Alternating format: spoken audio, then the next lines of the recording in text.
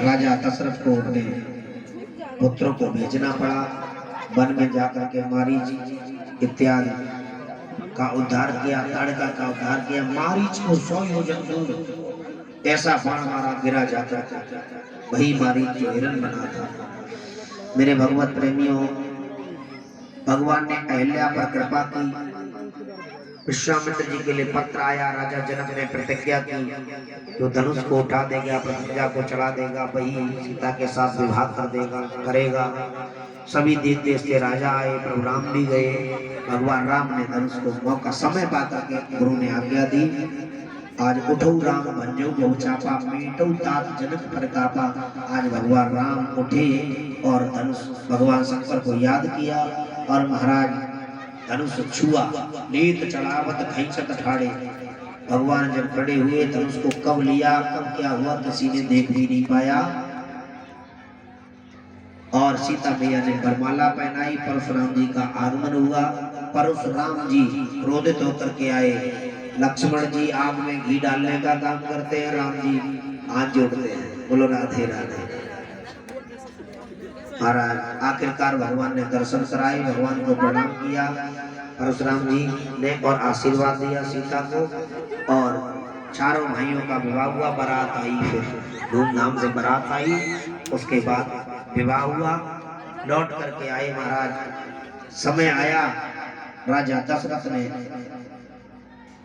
कह दिया कि सुबह को कल राज्य का अभिषेक होगा, राम राजा बनेंगे।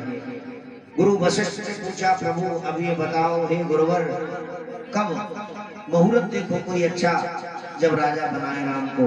तो महाराज गुरु वशिष्ठ कहने लगे, जिस दिन राम राजगद्दी पर बैठ जाए उसी दिन मुहूर्त समझो। बोलो राधे राधे। जिस दिन राम राजगद्दी पर बैठ जाए उसी दिन मुहूर्त समझो। पहली बार क्यों कहा? एक तो इसलिए कहा, भगवान का कार्य कभी भी जब मन में आए कर दो। अच्छा काम टालिए मत, बुरा काम करो मत। टालते रहो उसको। अच्छा काम कर दो, जैसे यहाँ हो गया। बोलो राधे राधे। हाँ, अच्छा काम टालना नहीं चाहिए। महाराज इस तरीके से विवाह हुए। और उसके बाद तो भैया आपको पता ही है, जानते थे वशिष्ठ जी राम राजा बनेंगे कैसे। अभी तो बहुत कुछ करना है, इसलिए जब बन जाए तब। एक अर्थ ये है। तो महाराज बैठ गए।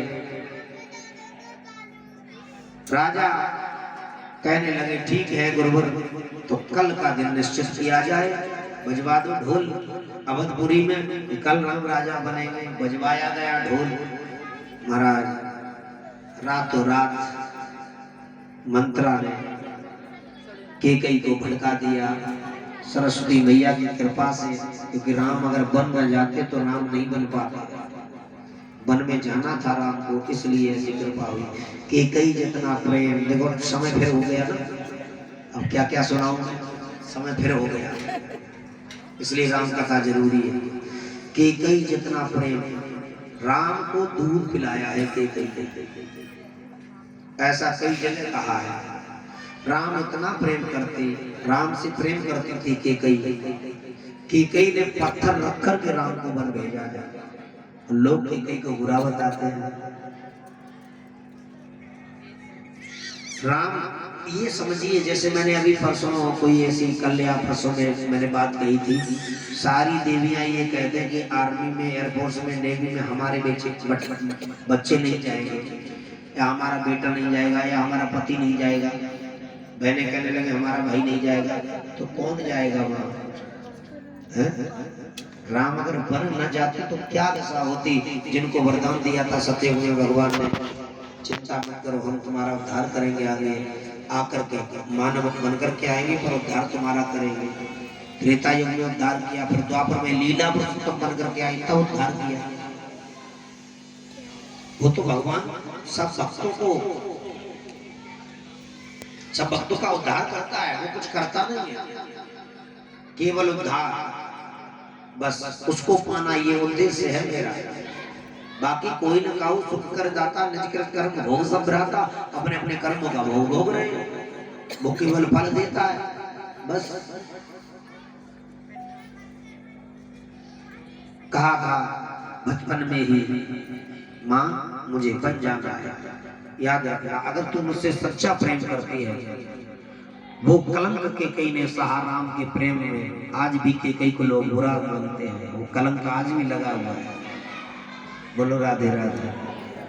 महाराज वनवास मांग लिया, आप सभी जानते हैं, और भरत को राज्य मांगा। और भरत जैसा भाई, एक बात मैं कह दूं, थोड़ी थोड़ी बातें समझाता चलूंगा, फिर प्रश्न चंद्रवंश में पढ़ेंगे। बोले वृंदावन बिहारी लाल की, बोले राजा रामचंद्र भगवान की।